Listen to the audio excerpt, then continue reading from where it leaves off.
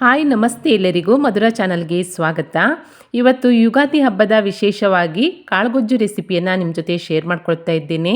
ತುಂಬಾ ರುಚಿಕರವಾಗಿರುವಂತಹ ಈ ಕಾಳುಗೊಜ್ಜನ್ನು ಹೇಗೆ ಮಾಡೋದಂತ ನೋಡೋಣ ಬನ್ನಿ.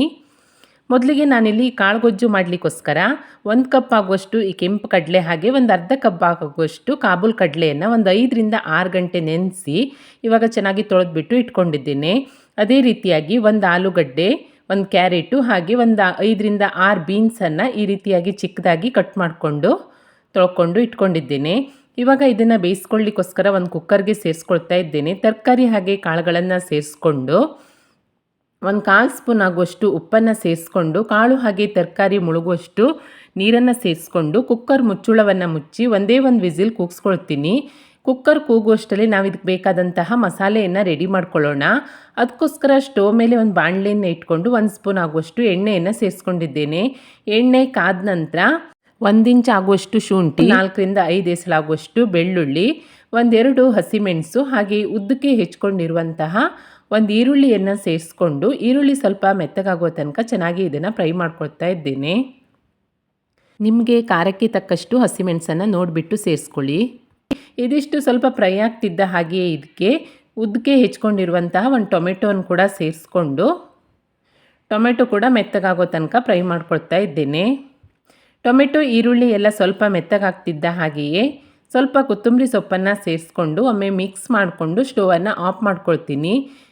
ಬಾಣಲೆ ಬಿಸಿ ಇರೋದ್ರಿಂದ ಆ ಬಿಸಿಯಲ್ಲಿಯೇ ಕೊತ್ತಂಬರಿ ಸೊಪ್ಪು ಕೂಡ ಬೆಂದ್ಕೊಳ್ಳುತ್ತೆ. ಇದಿಷ್ಟು ಪೂರ್ತಿಯಾಗಿ ತಣ್ಣಗಾದ ನಂತರ ಒಂದು ಮಿಕ್ಸಿ ಪಾತ್ರೆಗೆ ಮೊದಲಿಗೆ 1/4 ಕಪ್ ಆಗುವಷ್ಟು ಕಾಯಿ ತುರಿ ಹಾಗೆ ಒಂದು 6 ರಿಂದ 7 ಪೀಸ್ ಆಗುವಷ್ಟು ಗೋಡಂಬಿಯನ್ನು ಸೇರಿಸ್ಕೊಂಡು ಪೌಡ್ರ್ ಮಾಡ್ಕೊಳ್ತೀನಿ.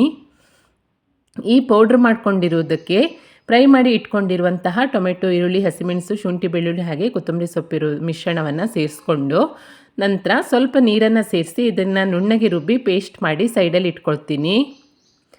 ಈಗ ಕಾಳುಗೊಜ್ಜು ಮಾಡಲಿಕ್ಕೋಸ್ಕರ ಸ್ಟವ್ ಮೇಲೆ ಒಂದು ಬಾಣಲೆಯನ್ನು ಇಟ್ಕೊಂಡು 1-2 ಸ್ಪೂನ್ ಆಗುವಷ್ಟು ಎಣ್ಣೆಯನ್ನು ಸೇರಿಸ್ಕೊಳ್ತಾ ಇದ್ದೇನೆ.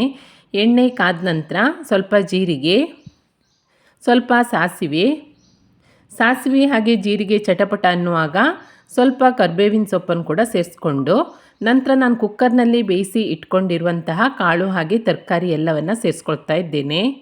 ನಂತರ ಇದಕ್ಕೆ 1/4 ಸ್ಪೂನ್ ಆಗುವಷ್ಟು ಅರಿಶಿಣ, 1 ಸ್ಪೂನ್ ಆಗುವಷ್ಟು ಖಾರದ ಪುಡಿ, 1 ಸ್ಪೂನ್ ಆಗುವಷ್ಟು ಧನಿಯಾ ಪುಡಿ ಹಾಗೆ ಒಂದು ಅರ್ಧ ಸ್ಪೂನ್ ಆಗುವಷ್ಟು ಗರಂ ಮಸಾಲ ಪುಡಿಯನ್ನು ಸೇರಿಸ್ಕೊಂಡು ಕಾಳು ಜೊತೆಗೆ ಹಾಗೆ ತರಕಾರಿ ಜೊತೆಗೆ ಚೆನ್ನಾಗಿ ಇದನ್ನು ಮಿಕ್ಸ್ ಮಾಡ್ಕೊಳ್ತಾ ಇದ್ದೀನಿ. ತುಂಬಾ ರುಚಿಯಾಗಿರುತ್ತೆ ಈ ಕಾಳುಗೊಜ್ಜು. ನೀವು ಪೂರಿ, ಚಪಾತಿ, ರೊಟ್ಟಿ ಯಾವುದಕ್ಕೆ ಬೇಕಾದರೂ ಮಾಡ್ಕೊಂಡು ತಿನ್ಬೋದು. ಮಸಾಲೆ ಜೊತೆಗೆ ಎಲ್ಲವೂ ಚೆನ್ನಾಗಿ ಮಿಕ್ಸ್ ಆದ ನಂತರ ನಾನು ರುಬ್ಕೊಂಡಿರುವಂತಹ ಮಿಶ್ರಣವನ್ನು ಕೂಡ ಸೇರಿಸ್ಕೊಳ್ತಾ ಇದ್ದೇನೆ. ನಂತರ ಅದೇ ಮಿಕ್ಸಿ ಪಾತ್ರೆಗೆ 1/4 ಕಪ್ ಆಗುವಷ್ಟು ನೀರನ್ನು ಸೇರಿಸ್ಕೊಂಡು ಕಾಳುಗೊಜ್ಜಿಗೆ ಸೇರಿಸ್ಕೊಂಡಿದ್ದೇನೆ. ಗೊಜ್ಜಾಗಿರೋದ್ರಿಂದ ಸ್ವಲ್ಪ ಗಟ್ಟಿಯಾಗಿಯೇ ಇರಬೇಕು, ತುಂಬ ತೆಳ್ಳಗೆ ಮಾಡ್ಕೊಳ್ಬಾರ್ದು. ರುಬ್ಬಿದ ಮಿಶ್ರಣವನ್ನು ಸೇರಿಸ್ಕೊಂಡು ನಂತರ ನೋಡಿ ಎಲ್ಲವನ್ನು ಈಗ ಚೆನ್ನಾಗಿ ಮಿಕ್ಸ್ ಮಾಡಿಕೊಂಡು ಉಪ್ಪು ಖಾರವನ್ನು ಚೆಕ್ ಮಾಡ್ಕೊಳ್ಬೇಕು.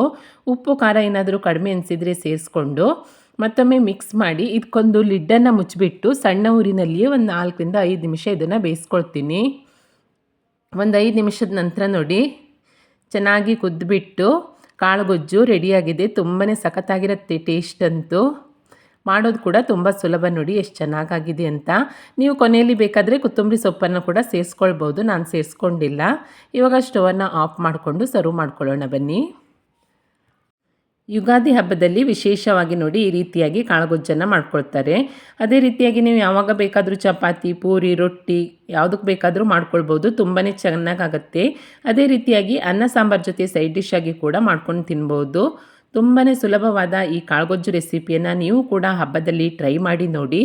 ರೆಸಿಪಿ ಇಷ್ಟ ಆದಲ್ಲಿ ಲೈಕ್ ಮಾಡಿ ಹಾಗೆ ಶೇರ್ ಮಾಡಿ, ಹೇಗಾಗಿದೆ ಅಂತ ಕಮೆಂಟ್ ಮಾಡಿ ತಿಳಿಸಿ. ಹೊಸದಾಗಿ ನಮ್ಮ ಚಾನಲ್ ನೋಡ್ತಾ ಇದ್ದರೆ ಸಬ್ಸ್ಕ್ರೈಬ್ ಮಾಡ್ಕೊಳ್ಳಿ. ಸಿಗೋಣ ಮುಂದಿನ ರೆಸಿಪಿಯಲ್ಲಿ. Thank you for watching.